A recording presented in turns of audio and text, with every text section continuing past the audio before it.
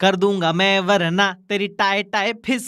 ये आईसीआई तुमको कह रहा है अगर तुमने टेंशन लिया तो वो तुम्हारे टाई टाई फिस कर देगा। तो सबसे पहले थोड़ा चिल करो। मुझे पता है जब तुम वीडियो देख रहे हो काफी बच्चे थोड़ा टेंशन के माहौल में रहेंगे। चिल करो भाई, तुम्हारी मेहनत तुमने की है, तुमको फल मिलेगा ही मिलेगा, ठीक है? तो टेंशन मत लो।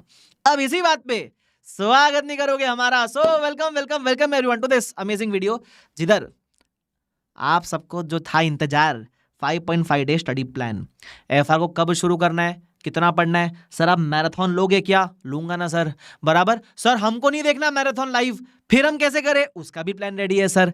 एकदम तैयारी के साथ आए हो भाई साहब, तो एक के भाई साहब टेंशन लेना मत, ठीक है? लेकिन ये सब डिस्कस करूं, पूरा डिस्कस करूंगा। अच्छा हमको मैराथन देखना है नहीं देखना है, सब के बारे में गाइड करूंगा। कब चालू करना है, कैसे पढ़ना है, सब अच्छे से बताऊंगा। बट बिफोर दैट सब्सक्राइब किए बिना, अरे रे रे सब्सक्राइब किए बिना देख लिया? नहीं नहीं नहीं, पहले सब्सक्राइब करना फिर सुनना।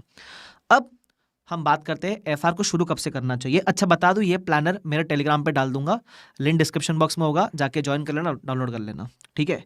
एफआर की बात करें, you should start from 29 October. Ideal plan है ये, ठीक है?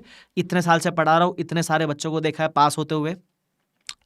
29 अक्टूबर से दोगे, काफ़ी समय है उतना। 5.5 डेज मिलते हैं रफली, क्योंकि आपका एग्जाम होता है 3 नवंबर को, तो उतना दिन आपके लिए सफिशिएंट है। पहली चीज़, आपको एक्स्ट्रा देना है, कम तो मैं रिकमेंड नहीं करूंगा ऑनेस्टली, ठीक है? तुम एक दिन में बाकी सब्जेक्ट क्या ही पढ़ लोगे? ये पढ़ोगे तो पहला पेपर अच्छा जाएगा, बढ़िया हो जाएगा, ठीक है? तो इससे एक्स्ट्रा देना वो तुम्हारी मर्जी है। You can then modify as per your own convenience, but what I would recommend is आप 29 से शुरू करो।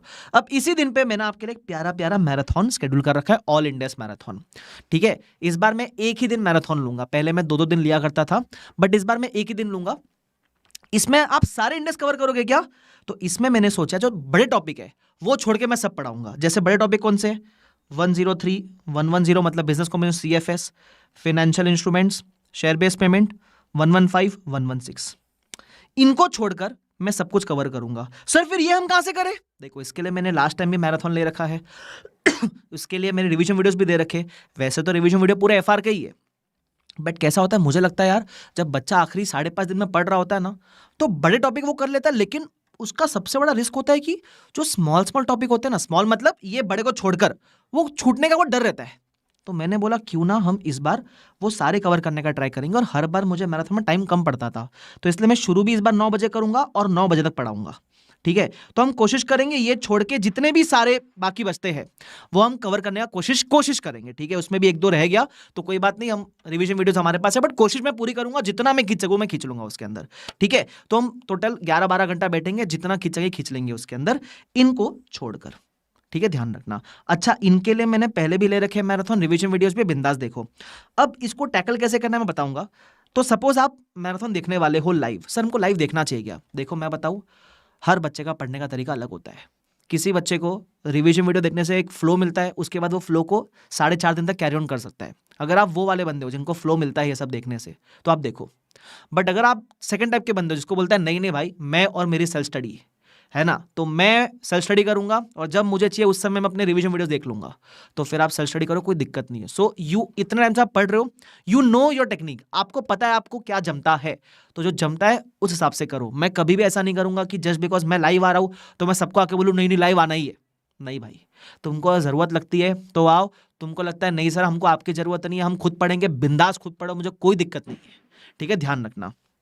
तो ये मैराथन में क्या करूंगा मैंने आपको बताया, अच्छे से कवर करने का ट्राई करेंगे, बढ़िया तरीके से पढ़ेंगे, और जब मैं पढ़ाऊंगा तो मैं कंसेप्ट और क्वेश्चन दोनों कराऊंगा, ठीक है? अभी इतने साल चले रहा, आपको पता है मैं किस तरीके से लेता हूं, क्या क्वालिटी से लेता हूं, तो आपको मजा आ जाएगा।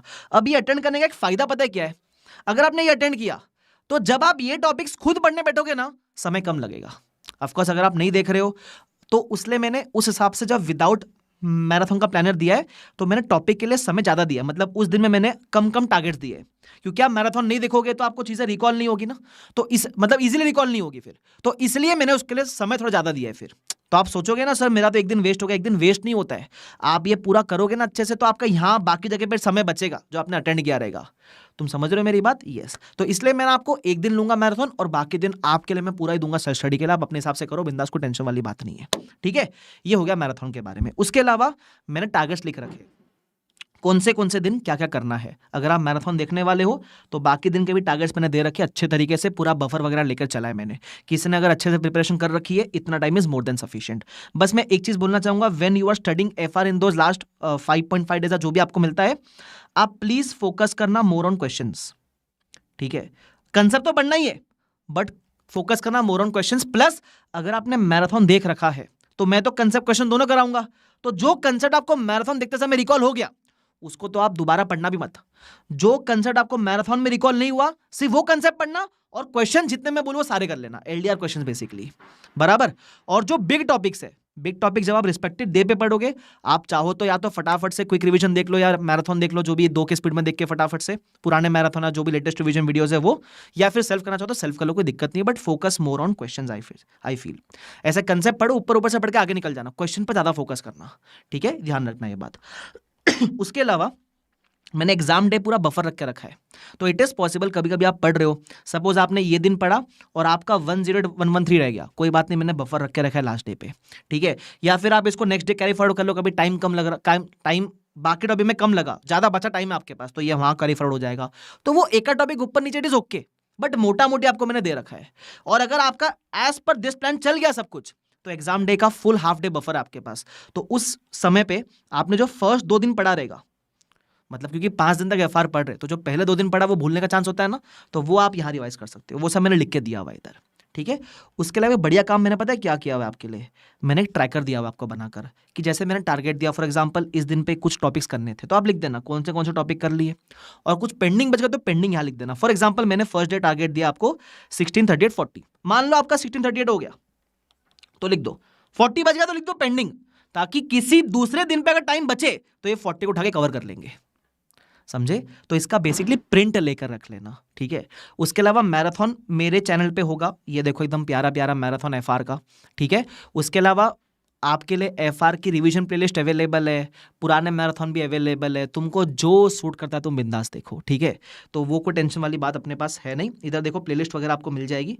अगर आप देखोगे ध्यान से तो मेरे ख्याल से ये रही आपकी प्लेलिस्ट बढ़िया सी, इसमें सब कुछ है जो तुमको चाहिए पास होने के लिए, रिवाइज करने सब कुछ है इसके अंदर, तो वो भी तुम यूज़ कर सकते हो, तुम्हारी मर्जी, जो तुमको सूट करे तुम वो करो, मुझे कोई प्रॉब्लम नहीं उससे, ठीक है। ये आपका ट्रैकर के बारे में हो गया। सेम प्लानर मैंने दे रखा है जिसको मैराथन नहीं देखना है उनके लिए भी, ठीक है, तो आप ये भी फॉलो कर सकते हो।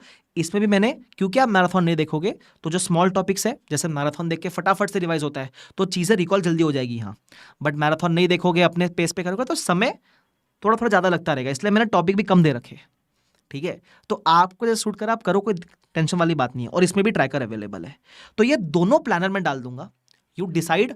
और एक बार आप डिसाइड करो तो stick to it, double mind में मत रहना, मैं देखूँ नहीं देखूँ, वो देख रहा है मैं देखूँ, ऐसा कुछ नहीं है भाई, तू अपने हिसाब से करो, ठीक है। तो इसमें भी ट्रैकर अवेलेबल है, आप डाउनलोड करना, बढ़िया प्रिंट लेकर रखना, चिपका देना, ठीक है। और उसके अलावा आखिरी बात कहूँगा भाई, तुम टेंशन मत लेना यार, मैं बताऊँ, टेंशन में आदमी का काम खराब ही होना है, तुम एक बात हमेशा मान के चल लेना। मैं आपको एग्जांपल देता हूँ, अगर मैं बोलूँ आपको खाना खाना है लेकिन भागते हुए खाना खाना है, ऐसा भागते हुए खाना खाना है, तो खा पाओगे क्या? नहीं ना।